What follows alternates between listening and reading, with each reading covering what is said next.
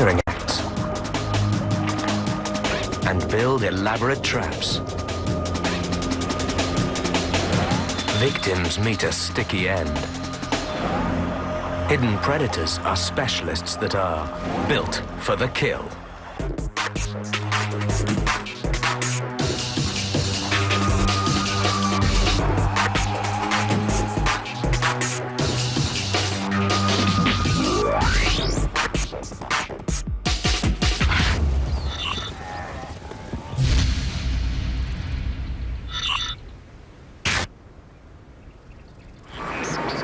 Everywhere on our planet, there are places for killers to hide.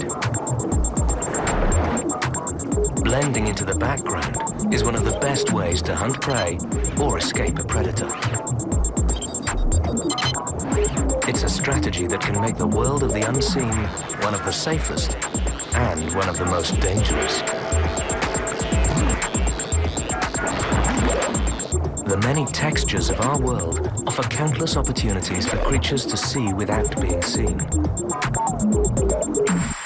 From the depths of the sea to the deep forest, the name of the game is masquerade. And the rules dictate that surprise and cunning are the strategies that make the difference between life and death.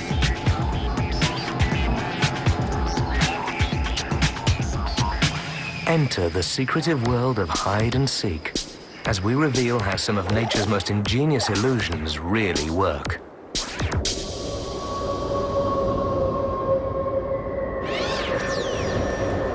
Even from space, this desert looks like a barren wasteland.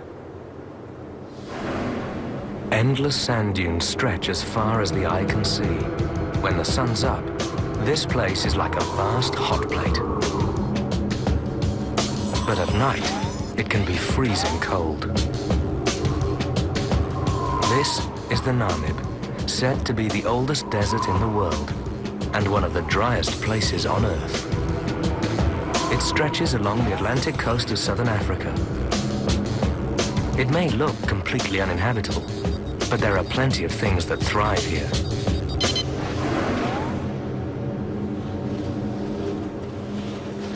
In an environment like this, creatures need to be highly specialized. This is the Namib Sidewinder, very much at home in this hostile place.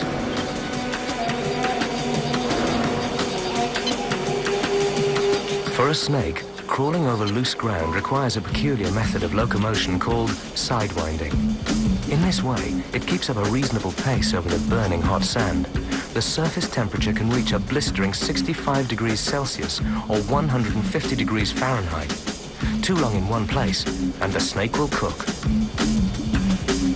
Walking on only 2 loops of its body at any point, the Sidewinder is able to keep much of its length off the ground. This reduces heat absorption and provides an efficient means of travel.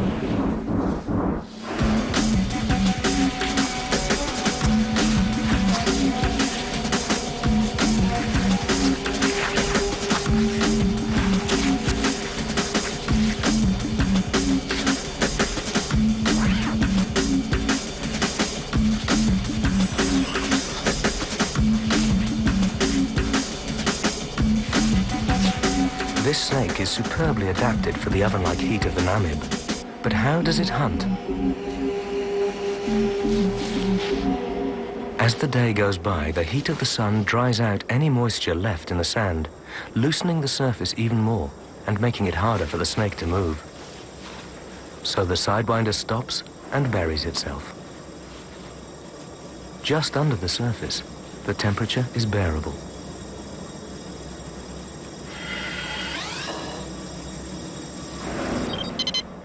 Now, patience is the name of the game. A shovel-nosed lizard also has to deal with the extreme heat. It virtually dances across the hot dunes, lifting its feet in rotation, a bit like a human firewalker running across a hot bed of burning coals. Like the Sidewinder, the lizard is also cold-blooded and emerges in the day to warm up. But as the sand gets hotter, it has to play a constant juggling act to avoid fatal overheating.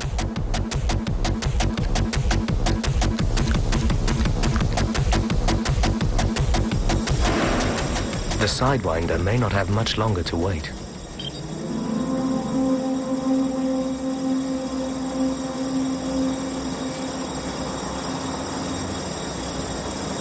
Using a combination of sight, sound, and smell, the Sidewinder detects approaching victims and waits for them to come into striking distance.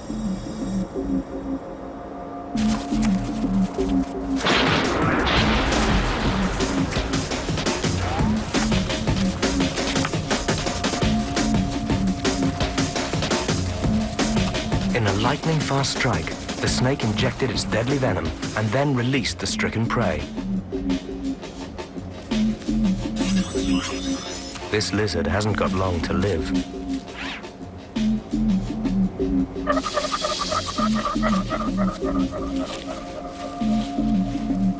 The Sidewinder follows its victim's fresh scent trail.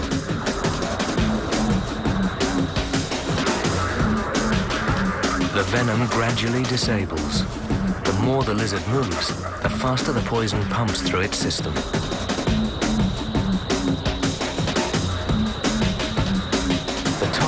Also start the digestion process by breaking down tissue. The Namib Sidewinder has perfected the art of desert survival. It's built to live with burning hot sand and virtually no water. And it has developed a near-perfect strategy for hiding and ambushing prey. The underwater world of the coral reef makes big demands on both predator and prey. This cluttered, maze-like environment is full of nooks and crannies.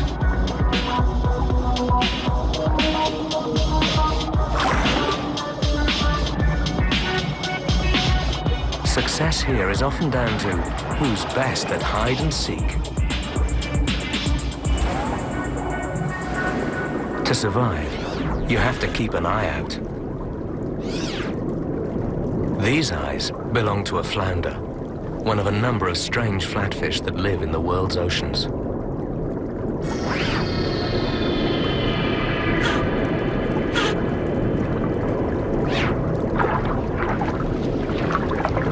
Using loose sand and special color-changing cells, they cleverly disguise themselves.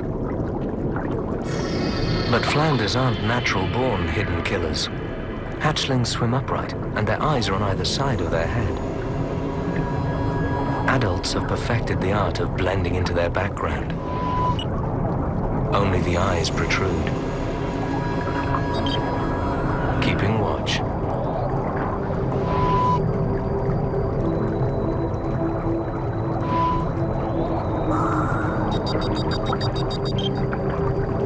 The eyes move independently, so they can cover a wide area and allow the flounder to remain undetected. The flounder's chosen a hotspot where reef fish flit between the coral, looking for things to eat.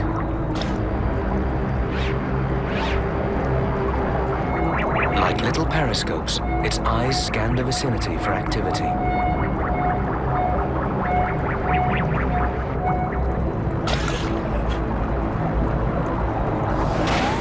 Yellow tang.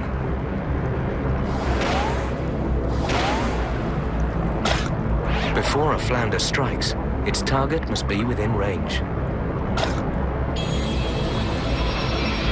If they're not, the killer will miss.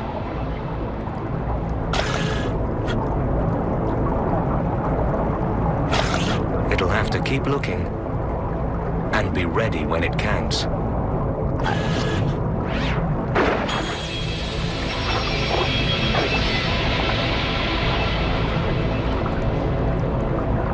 Inside its mouth, the flounder has powerful teeth. These make short work of prey.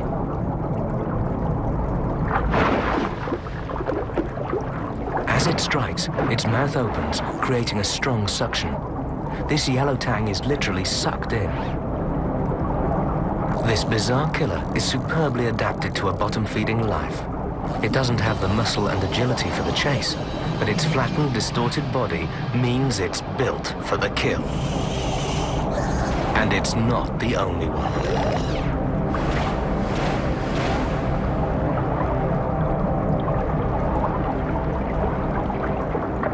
Another bit of ocean, busy with life. Another flatfish, looking for a meal.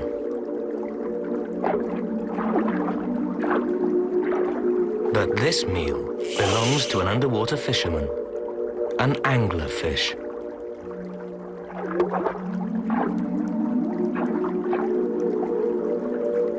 Chasing prey consumes energy, so the anglerfish has evolved a more subtle approach.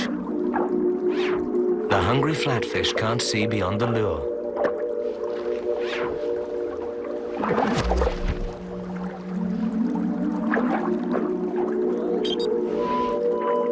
This elongated, stiffened dorsal fin ray is completely separate, forming a long stalk tipped with a tattered colored shred. Specially designed muscles make it twitch and move, just like a fisherman moves his rod. Lurking below, the anglerfish has skin that blends right in with the sea floor.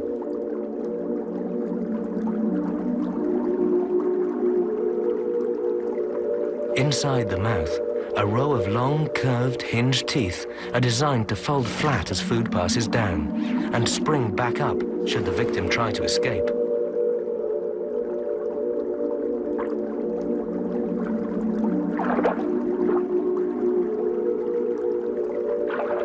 The anglerfish waves its lure and waits.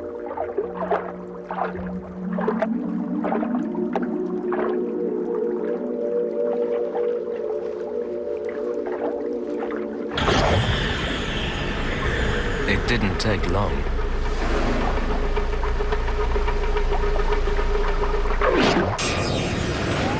This fisherman loves all sorts of seafood, from squid and crustaceans to inquisitive fish. The anglerfish uses a simple yet effective ploy to catch its prey. The irresistible worm proves to be a fatal attraction for many as they are tempted into the jaws of this clandestine killer.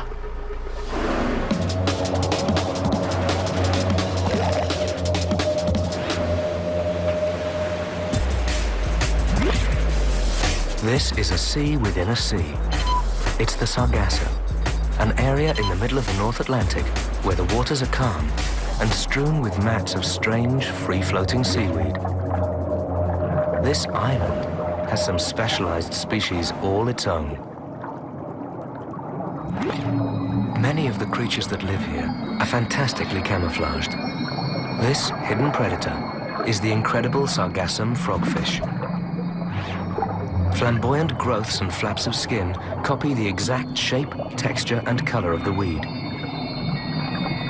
With such convincing camouflage, all the frogfish has to do is anchor itself to the weed and keep its eyes peeled.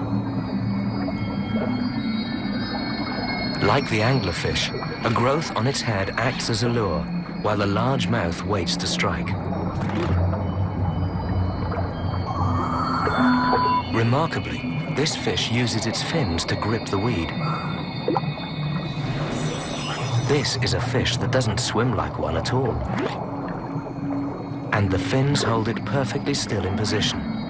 Then it waits for prey to come close. This shrimp is also highly camouflaged. But that doesn't mean it's any better at spotting the danger staring it in the face.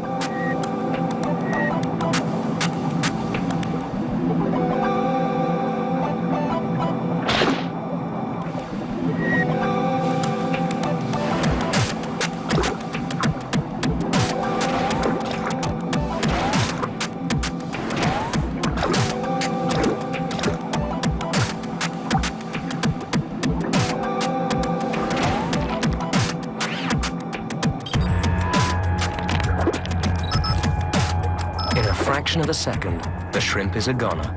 The frogfish attack is over in the blink of an eye, faster than that of any other fish, surprising their victims when they're least expecting it.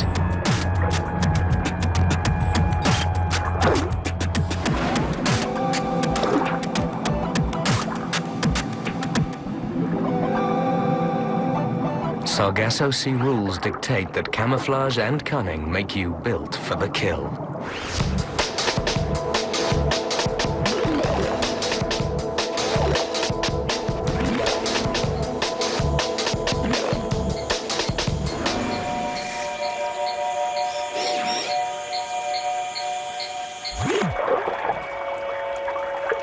Amazon river water may be murky, but it's home to some of the most colorful creatures. These iridescent little fish are tetra, a fish tank favorite.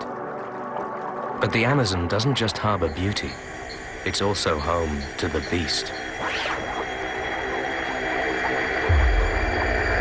These hands belong to a killer, the peeper toad. Each fingertip has tiny feelers at the end. Lunging towards a small tetra with its mouth agape, the toad sucks its victim in. Expanding its square-shaped body creates a suction that draws in water, fish, and anything else that happens to be in the vicinity with it. The toad has other weapons too. Like fish, they possess a lateral line. This row of highly sensitive cells runs the length of their bodies and detects slight changes in the surrounding water pressure. Even those fish outside the toad's field of vision are detected through the movements they make. And anything the toad fancies that makes the mistake of swimming in front of it is likely to pay the consequences.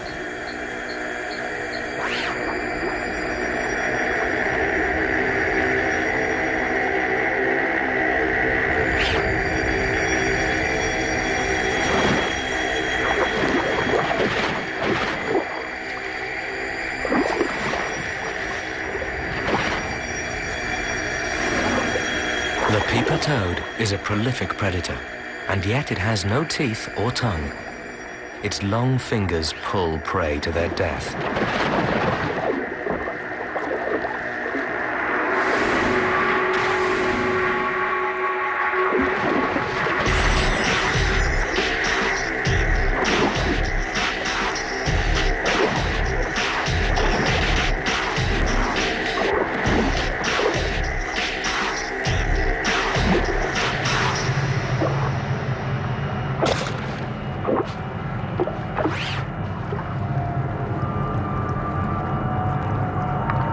The Amazon is full of surprises. Who would expect a weird and wonderful hidden killer to be a toad?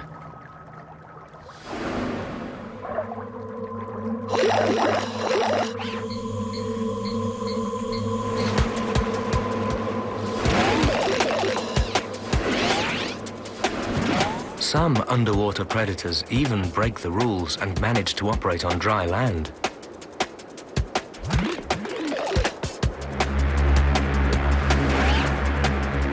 This is Kiwehu Island, part of a small archipelago lining the Kenyan coast.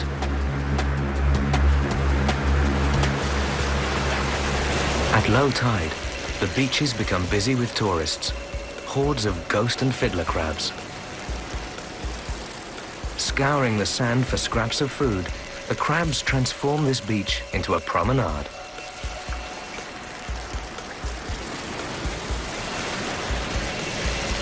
But the tide's already on its way back in, so they don't have long. Watching their every move is another tidal visitor. But it's not waiting for the water. It's crabbing. Not even the crab's sharp pincers can help now. Octopuses are primitive creatures with a remarkably developed brain and nervous system. This is one intelligent invertebrate. The sucker-covered, multi-armed killer grabs the crab while its beak is busy cracking the shell. But the octopus hasn't finished yet. Like some creature from a B-movie, it leaves the water and heads onto land. As the arms stretch out, they find a purchase and pull the body along. Every tentacle contains about 50 million nerves, but only a few of these actually connect to the octopus's brain. So each arm works independently from the others and from the brain itself. Because octopuses breathe through gills, they can't stay out of water for very long. These incredible creatures can change both shape and color in an instant, blending seamlessly into their surroundings. This amazing feat is achieved by changing the level of color in cells called chromatophores. These are small elastic sacs surrounded by muscular rings that control the distribution of pigment.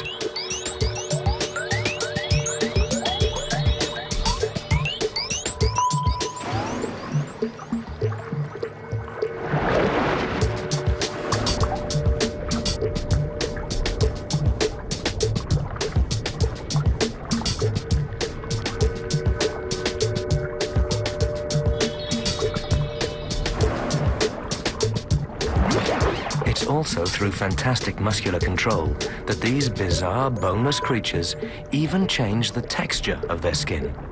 By flexing small protrusions, they complete their disguise.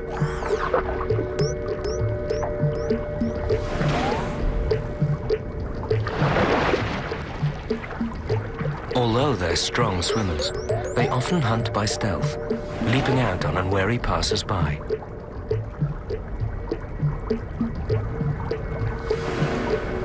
Octopuses move with speed and agility. Using a type of jet propulsion, they force water through their siphon, which propels them forward.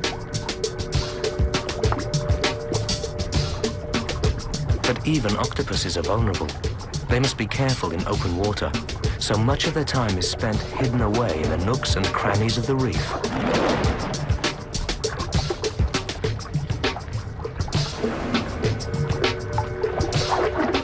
They come in all shapes and sizes too. Some are tiny enough to use an old shell as a safe house.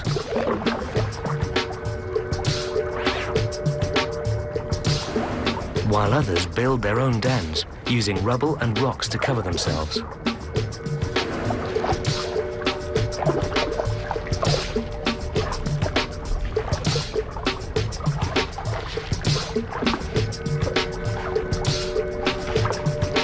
From hiding places such as these, they can keep watch and take their time selecting targets for attack. Octopuses have large eyes, adapted to function in underwater light. And their preference for crab is the same underwater as it is on the beach.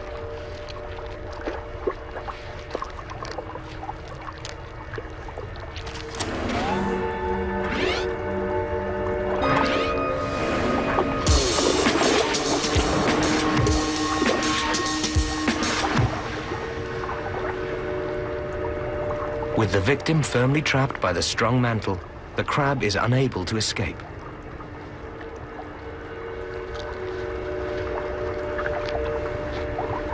The 8 arms with their rows of sensitive suckers are simply too much for just one crab to handle. It may have as many as 1,600 individual suckers to deal with. Each of these suckers may have as many as 10,000 neurons to provide taste and touch information. They work well to grip slippery prey like fish. But it's the octopus's beak, located in the center of all this, which does the killing. As soon as the first bite is delivered, toxins are secreted that help disable the victim, breaking down the tissue before it has even been swallowed. When they do venture away from the reef, it's often to go in search of prey. Crayfish can sense approaching danger and will run for cover.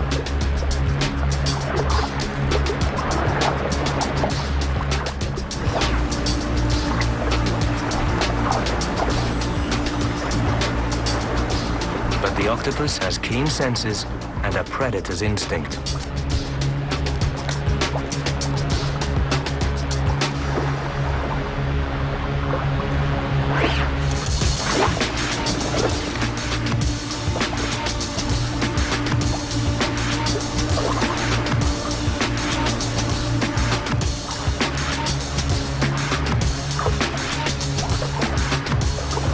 Faced with an intelligent 8-armed killer, there's no escape.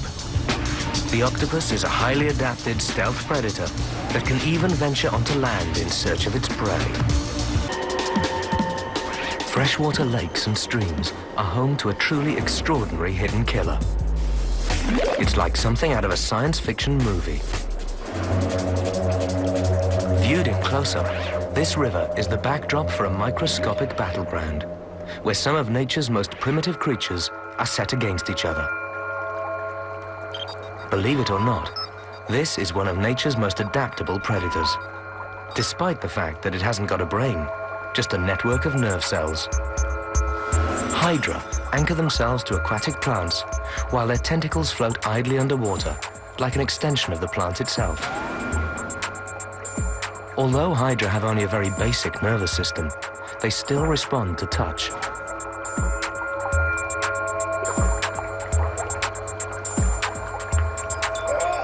The Hydra are trying to catch Cyclops, one-eyed crustaceans. There are several narrow escapes.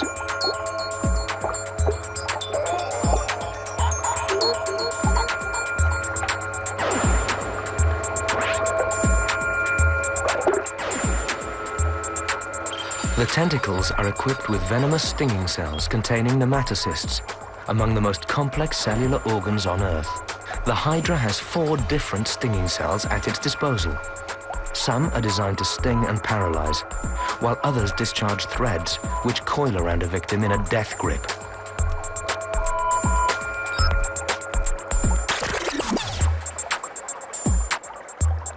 When the tentacles entrap a struggling victim, they'll guide it into the Hydra's open mouth.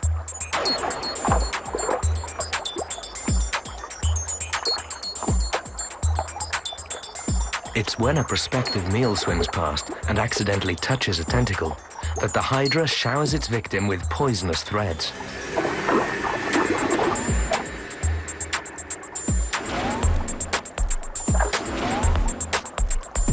The venom they discharge is thought to act on the nervous system because it is so fast-working.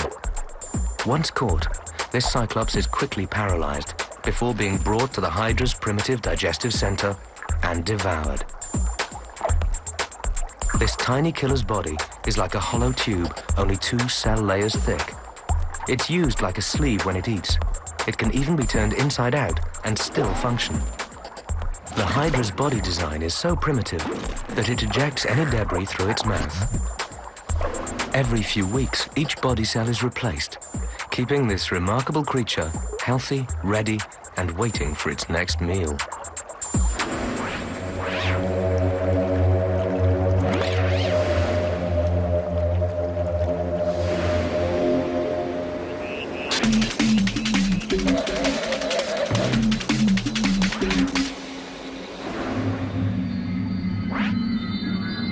This strange necklace-like decoration hanging from the roof of a New Zealand cave is a deadly trap. The killer that laid this snare is waiting for the moth it has caught to stop struggling.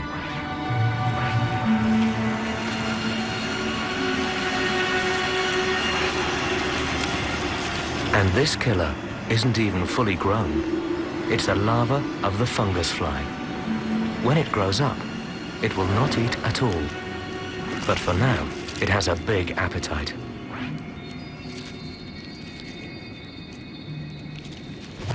But to work, this trap needs certain conditions. Humidity to prevent dehydration, a suitable overhang from which to sling the threads, and no breeze so that they don't get tangled.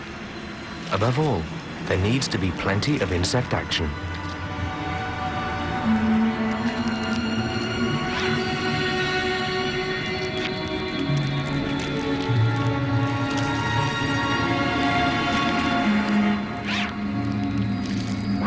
When conditions are right, this mass of sticky strands is absolutely deadly.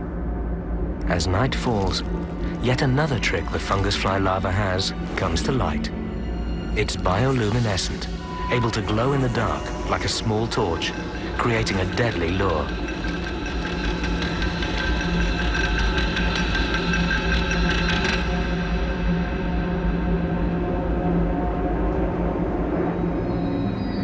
And even the sticky globules on the larva's threads flicker in the dark like a starscape, adding to the confusion for night-flying insects.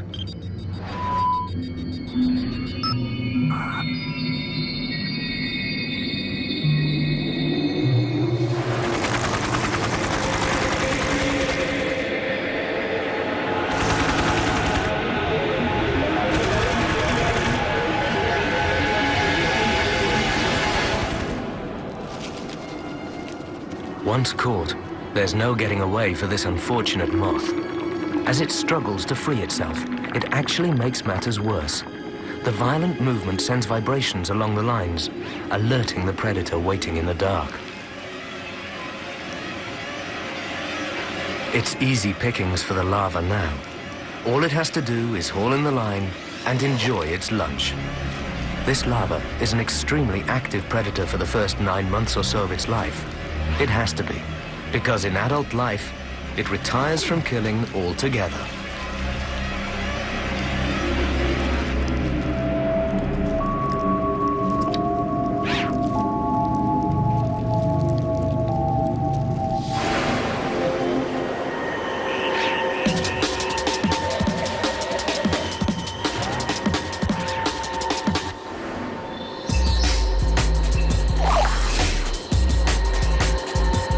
Deep in the forests of Central America, there are all sorts of strange goings-on.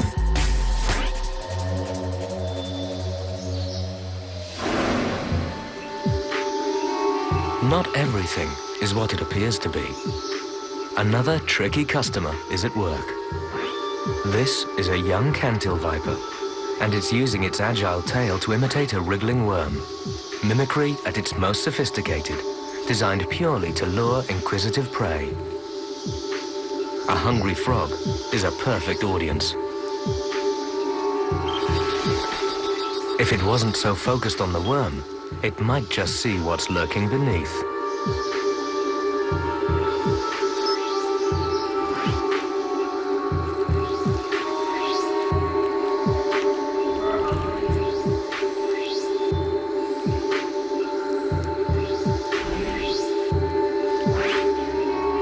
The cantil is a pit viper with deadly heat-seeking senses. Because it's cold-blooded, this frog is actually cooler than its surroundings, but the snake's heat-sensing pits are just as able to pick out colder objects, which create a kind of heat void.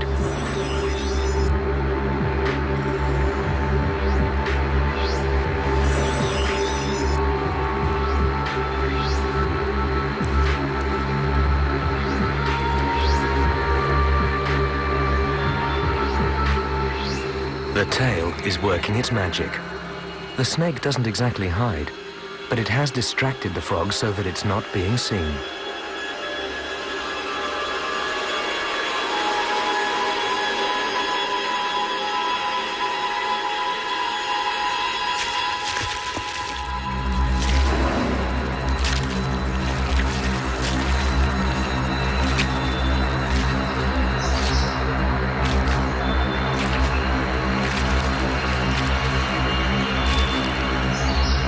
While it struggles to free itself, the viper's fangs have already begun to inject it with a lethal dose of poison. The frog finally succumbs to the effects of massive internal bleeding. A potent venom, cunning decoy, and rapid strike combine to make sure that even a young cantil viper is a proficient killer.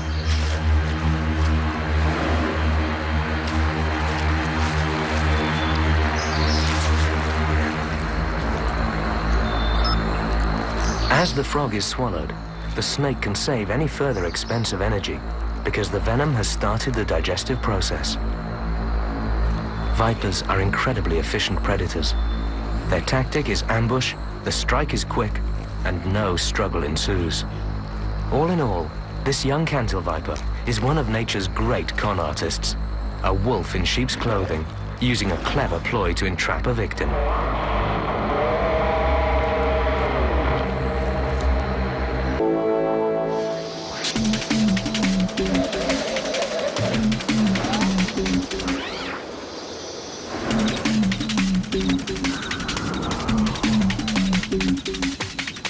This ant is working its way through large sand grains and stones, but a much bigger obstacle takes it by surprise. It's wandered into a large sand crater, and the loose grains are making it difficult to climb back out. The ant is trapped. As the ant begins to struggle harder to get out, something in the center, underneath the ground, is beginning to move. After a desperate fight, the ant disappears. And there's more than one hidden killer around these parts. In fact, the whole place is alive with these dreadful creatures. Insects passing through here must run a gauntlet of ant-lion traps. The traps are sophisticated structures, carefully designed by their architects to incarcerate victims. The ground is like a minefield.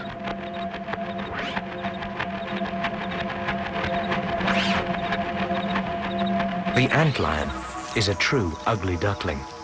When it grows up, it transforms into a beautiful lacewing. But for now, it's an ant's worst nightmare. The pits are formed by the antlion pushing its backside into the sand and spiraling downwards.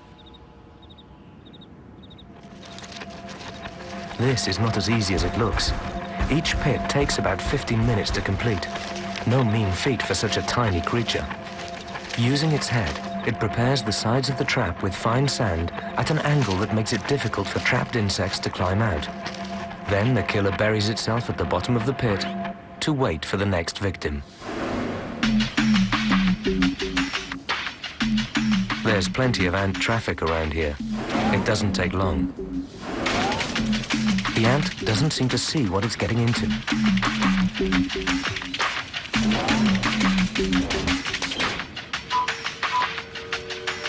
As the ant struggles to climb the sides of the pit, the predator lurking below begins to throw sand at it with surprising precision, making the victim's climb even more difficult. Any attempt the ant makes to escape is prevented by the relentless efforts of this underground hunter.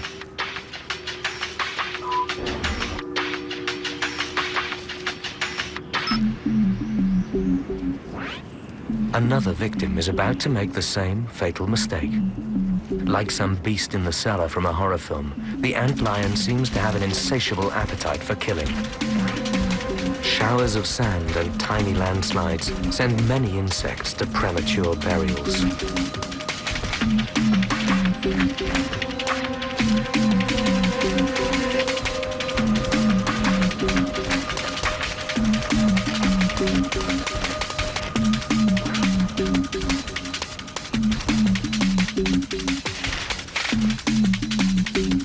Success at last.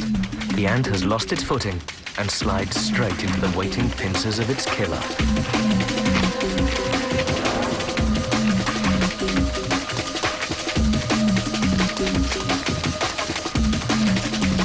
The antlion injects poison and digestive juices before sucking its victim dry.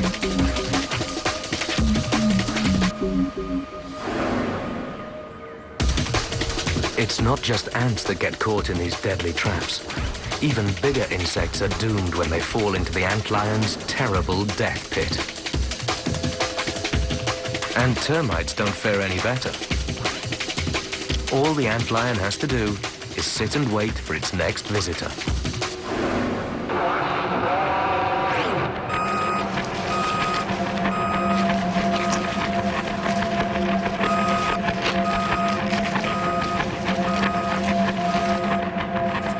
Painstakingly digging their 2-inch or 5-centimeter wide conical pits, they hide in the center of their traps like spiders in their webs. This hidden killer's predatory tactics exploit the desert's sandy terrain. The rules of the game here mean you use any strategy you can to catch your prey. When you think killer, you don't immediately think of plants, but they are. And they're among the most highly disguised of all predators.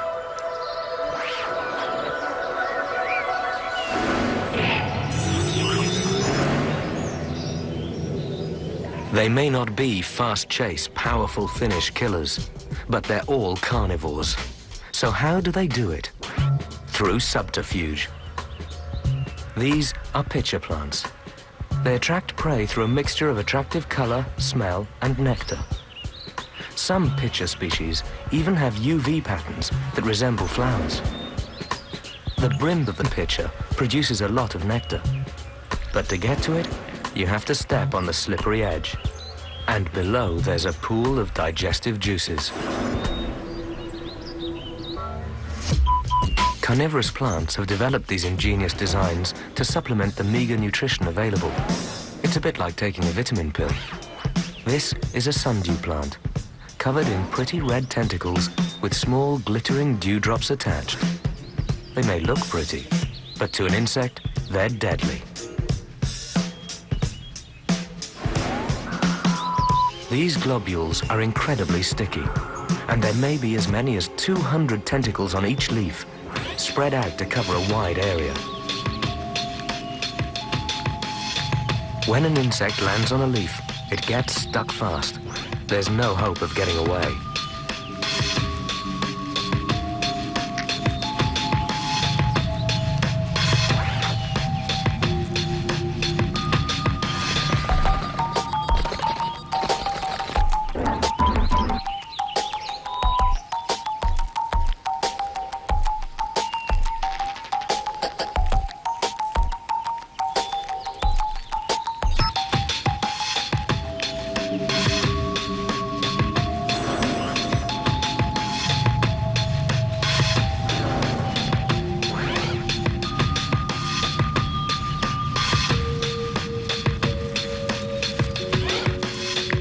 As the insect struggles, receptors in the leaf cause it to curl inwards, closing the tentacles over the captured prize, while a digestive fluid is released, suffocating the victim.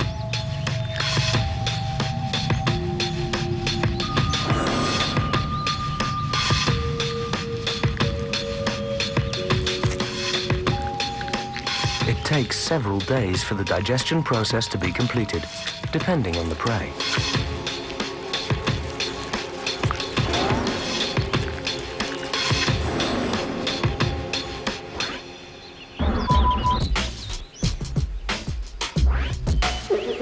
The most notorious of all carnivorous plants is the Venus flytrap. This beetle has unknowingly entered a killing field of open traps, ready to close over an unfortunate victim.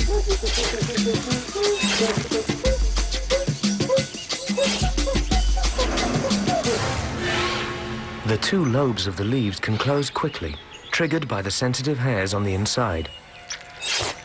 Narrow escapes are commonplace. But not every intruder is so lucky. These traps are not for slow movers. As the hairs on the inside of the trap are triggered, it's believed that water stored in cells along the inner surface of the trap rapidly moves to cells along the outer surface. This makes the two halves of the spiky plant's stomach close quickly, fast enough to catch a fly.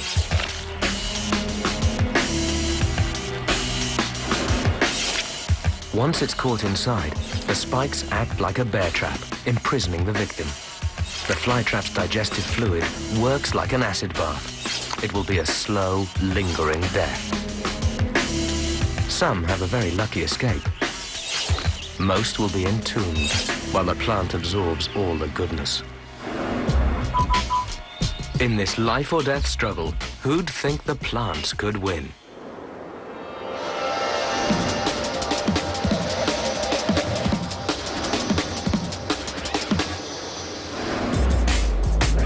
In the world of hidden killers, camouflage can make predators invisible to their prey. A monstrous mouth lies in wait for unwary victims. And even where there are few places to hide, there are deadly hunters skilled at working undercover.